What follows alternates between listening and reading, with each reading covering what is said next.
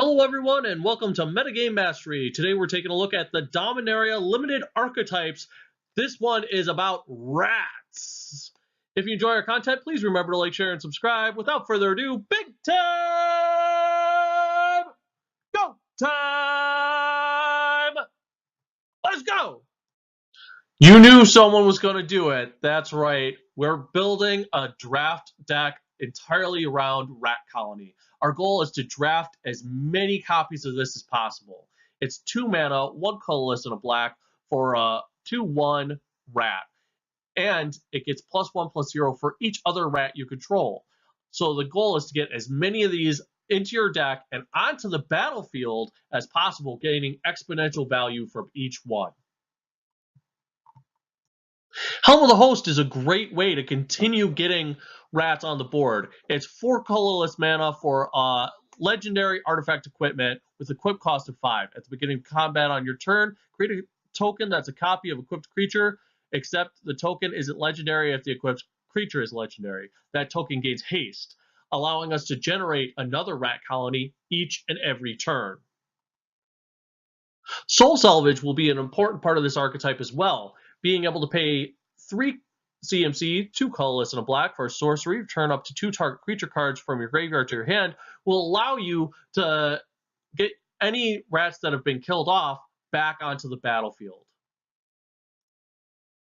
And our big finisher is Tetsuko Umezawa Fugitive. It's 2 CMC, 1 colorless, and a blue for a 1/3 legendary human rogue. Creatures you control with power or toughness 1 or less can't be blocked. The idea is we get our rat's power big, but its toughness stays 1, and then we attack for a ton of damage as soon as Tetsuko hits the battlefield, and it all goes through, wiping out our opponents. Of course, we're going to have to search up Tetsuko. It's a very specific finisher, so we're going to want tutors like Final Parting. Is 5 CMC, 3 colorless, black for a sorcery. Search your library for 2 cards, put 1 into your hand and the other into your graveyard. Shuffle your library. And we're going to have to protect Tetsuko. So we're going to need cards like Rescue. Is 1 blue mana, instant, return target permanent you control to its owner's hand. Rona, Disciple of Gix, is 3 CMC, 1 colorless, blue-black for a 2/2 legendary human artificer. When she enters the battlefield, you may exile target historic card from your graveyard. You may cast non-land cards exiled with Rona. You can also pay 4 colorless, tap her, and exile the top card for your library. So this could give you sort of a pseudo card advantage, but the point of this card is if anything happens to your Tetsuko, you can get it back and be able to push through your rats for more damage. The Eldest Reborn is a good fit in this deck. It's 5 CMC, 4 colorless, and a black for an enchantment saga. Each opponent sacrifices a creature or planeswalker. Solid edict effect.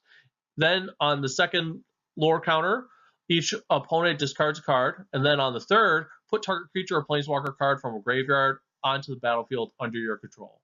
Also, just straight value, either getting back a rat, getting back Tetsuko, or even getting back Rona, who can in turn play this back onto the battlefield, getting straight value. And Torgar, Famine Incarnate, synergizes perfectly in this deck, not just with our reanimation strategies, but with us flooding the board with rats. He's a 8 mana, 6 colorless, black for a 7/6 legendary avatar. As an additional cost to cast the spell, you may sacrifice any number of creatures. This spell costs 2 colorless less to cast for each creature sacrificed this way. When Torgar, Famine Incarnate enters the battlefield, up to 1 target player's life total becomes half their starting life total rounded down, allowing you to cheat him into play early, have a 7/6 on the board, and knock your opponent down to 10 life. Very solid.